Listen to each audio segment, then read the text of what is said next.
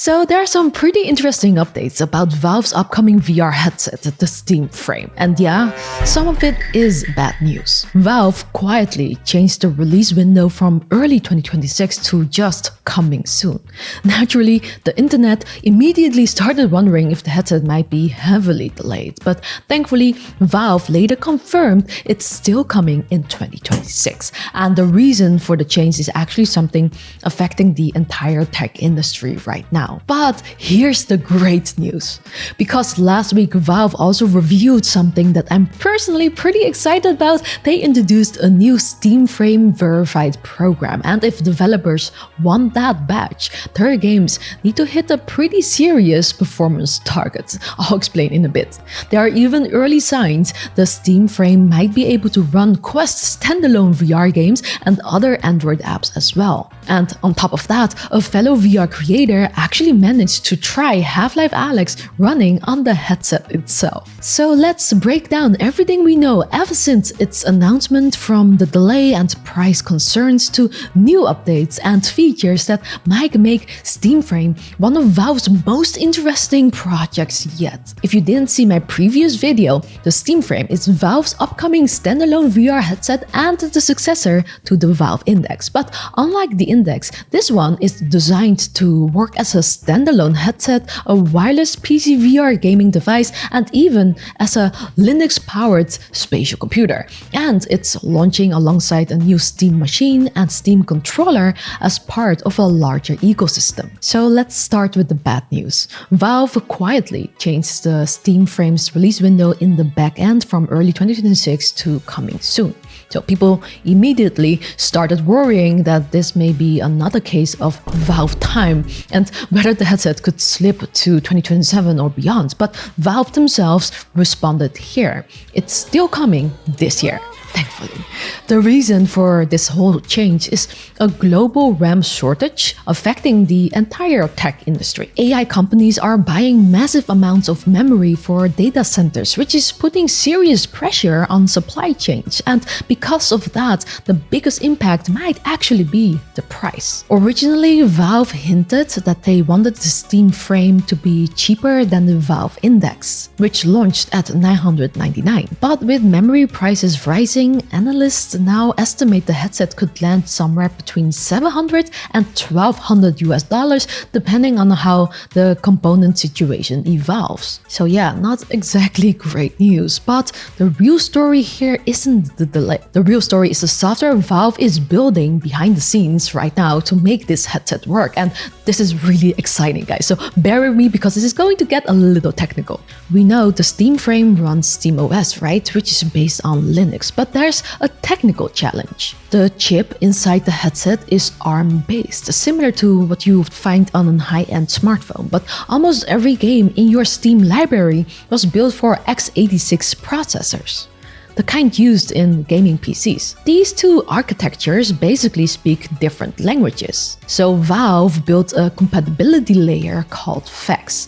FAX translates those x86 instructions in real time so that they can run on the ARM chip, which means the Steam Frame could run Windows PC games locally, even without the PC nearby. But Valve didn't stop there. They also created a system called Lepton, an Android runtime that allows the headset to run APK files, the same format used by Android apps and many standalone VR games, including the ones on Quest. And we're already seeing hints of this. For example, Walkabout Minigolf recently appeared in the Steam database with an Android entry and an APK listed as the executable. If that holds true, developers could port Quest standalone games to the Steam Frame much more easily than that, which means the headset could tap into 3 different ecosystems: PC games running locally through FAX, wireless PCVR streamed from your gaming PC or Steam machine, Android-based standalone VR games true laptop. In other words, it becomes a triple threat. One headset that isn't locked to one single platform. Now, of course, this is still a pretty ambitious plan.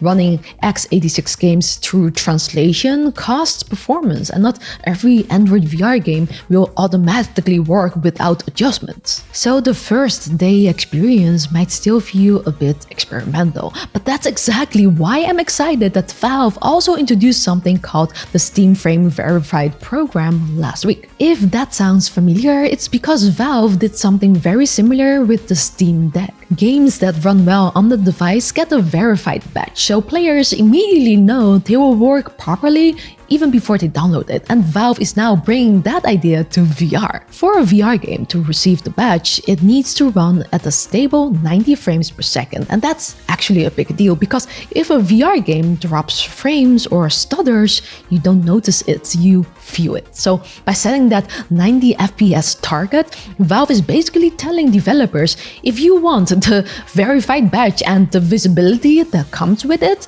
your game needs to deliver a really solid experience. Now, this does not mean you cannot play games that aren't verified. Just like on the Steam Deck, you still be able to launch pretty much anything from your Steam library, but the badge simply means Valve tested it and confirmed that the experience runs well on the headset. And to be fair, not every VR game needs to run at 90 FPS to be enjoyable. I mean, a lot of Quest games still run at 72 Hz and they still feel completely fine. But if Valve enforces this all properly, it could mean a much higher baseline quality for Steam Frame games and potentially raise the bar for VR games in general. Now, they also introduced requirements for flat games. For those games to receive the badge, they must run at 30 FPS at 720p and have an UI that remains readable in VR. That's also pretty important because it means the Steam Frame isn't just about VR, it's also about opening access to a massive library of regular titles that you can play inside VR on giant virtual screens that you can place anywhere. Crazy enough, there's already an early glimpse of how powerful this whole setup might actually be because a fellow VR creator and friend recently managed to try Half-Life Alyx running directly on the Steam Frame itself.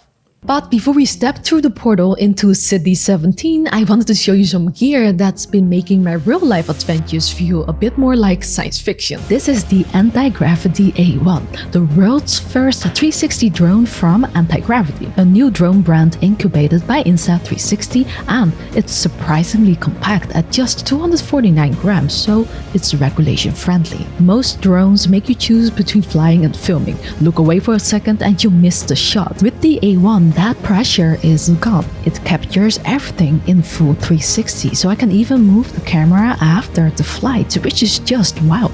It's also really easy to fly. With free motion and obstacle avoidance, I can focus on exploring, get close to things. I just fly like a maniac and enjoy it. And with the vision goggles, it honestly feels like playing a VR game, except the graphics are real life. This is where it gets really fun. With features like a deep track, I can lock onto a subject and get these smooth cinematic shots that would be really hard to pull off normally. The results are honestly kind of mind-blowing. There's a spring sale right now with up to 20% off, up to $400 plus a free landing pad if you use the link below. Now, let's boot up Alyx. Gamertag VR, who some of you probably know, actually managed to try the Steam Frame. Now, he didn't say exactly how, but I'm guessing he knows a developer who has access to a unit and he got to try it that way. I'm honestly a little jealous, but the big thing he mentioned is that he was able to try Half-Life Alyx running on the Steam Frame itself, so not streamed via PC. Now, this wasn't some optimized standalone build or anything like that. According to him, it was actually the regular PC version of the game running locally on the headset.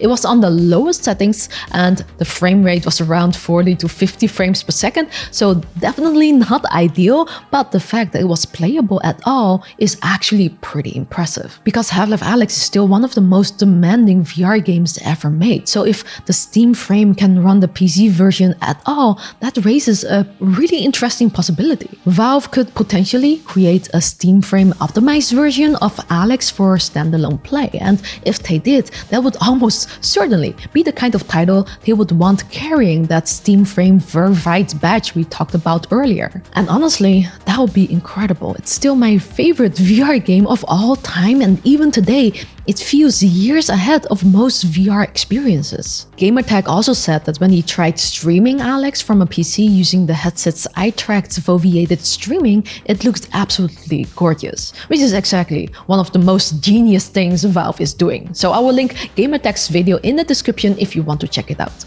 So let me explain Foveated streaming, because I didn't talk about it enough in my previous video. Because the Steam Frame has eye tracking, it knows exactly where you're looking, so instead of wasting power rendering the entire scene at max resolution, it focuses all the detail right on your pupils. The crazy part is that Valve says this improves image quality and bandwidth efficiency by over 10 times. Think about that. It makes wireless PCVR incredibly efficient because you aren't pushing a massive heavy image over the air, you're only pushing what you actually see.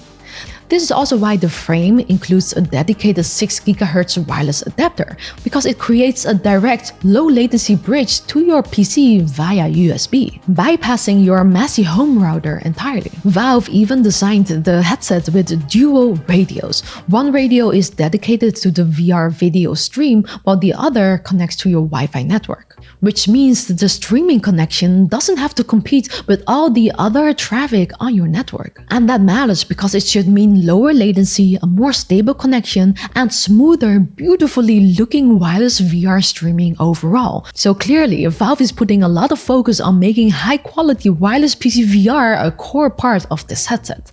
I honestly think this is a bigger deal than it may sound. It gets even more interesting when you look at how it connects with Valve's new Steam Machine. The big thing here is that the Steam Machine includes that dedicated 6 GHz radio, so if you own the Steam Machine, you don't even need to plug in the USB adapter. The headset and the console will handshake automatically. Then there's also a really clever ecosystem idea involving micro SD cards. Since the Steam Deck, Steam Machine, and Steam Frame all support expandable storage, you could potentially move your game library between devices just by swapping the card. So imagine taking a micro SD card out of your Steam Deck, putting it into your Steam Machine to play on your TV, and then later inserting it into your Steam Frame to play those same games inside VR while lying down and then sleeping. Little things like that make the whole ecosystem feel much more connected.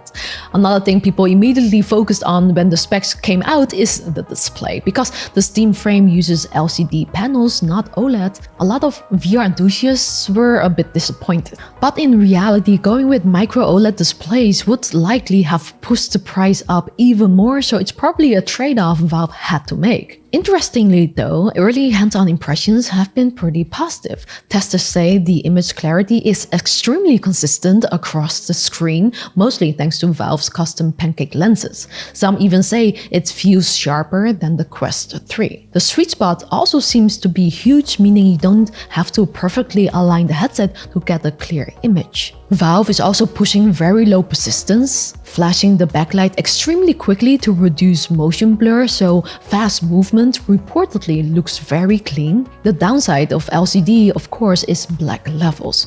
Dark scenes can look more gray compared to OLED. But overall, it seems Valve prioritized clarity and motion quality over perfect contrast. And honestly, if there's one company I trust to tune the lenses and optics properly, it's Valve, considering what they did with the Index. Of course, I'll definitely test all of this properly once I get my hands on it myself. Now, besides performance, comfort is something I've been hearing about from several outlets as well. As you may know, the front is thin and the battery sits on the back, which helps counterbalance the front of the headset. So the headset apparently feels very balanced when you wear it. And some say it felt more comfortable than the Quest 3, which is already a pretty decent headset in terms of weight. Of course, comfort is always very subjective, but if these early impressions hold up, that would already be a pretty strong start. Another thing that makes the Steam Frame feel very Valve is the modular design. The main visor, the core part of the headset, is actually detachable from the rest of the system. And Valve has even said they plan to release the CAD files for part of the headset, which means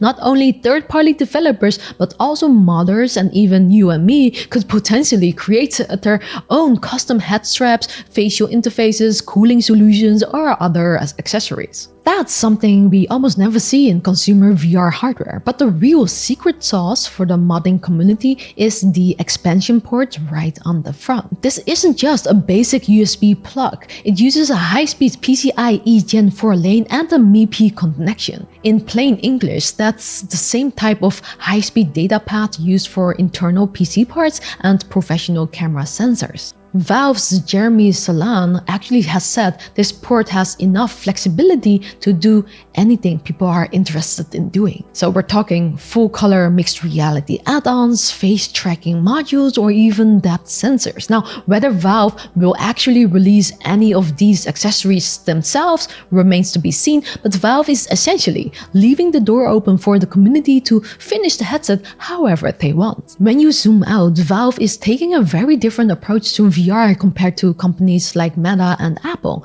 Their strategy is basically to build a closed ecosystem where the hardware, store, and operating system is tightly controlled. Valve, on the other hand, tends to build open platforms. So instead of locking users into a single ecosystem, Valve is trying to make the headset work with their entire Steam platform and even beyond that. So personally, the more I look at the Steam frame, the more interesting it becomes. Not just as a VR headset, but almost as a general computing device. The idea of being able to play regular flat games in VR, stream PCVR with very high quality, and occasionally run standalone VR experiences on the same headset is already really compelling, but what makes it even more interesting are those compatibility layers. Because if systems like Lepton actually work well, the headset might not just run games, it could also run Android apps and other software. And that opens the door to much more than just gaming. Valve seems to be building something much more flexible, which is why some people are starting to describe the Steam frame as potentially becoming the Steam Deck of VR. Knowing the Steam community, people are going to mod the hell out of this thing. So one thing I am a little curious about though is battery life. With this kind of hardware, I would not be surprised if it ends up being pretty limited. But yeah, the Steam frame definitely had a bit of bad news recently with the delay and the hardware supply situation, but at the same time we're starting to see some really interesting things emerge. If Valve actually manages to pull all of this together, the Steam frame might not just be another VR headset, it could become one of the most flexible VR platforms we've seen in years. Of course, we'll only really know once the final hardware ships, but I'm definitely curious to see how this one turns out. My full review is coming and I might do a giveaway as well, so definitely subscribe to not miss out on that. But now you know what I know. At what price would you buy this headset and what do you think? Let me know below.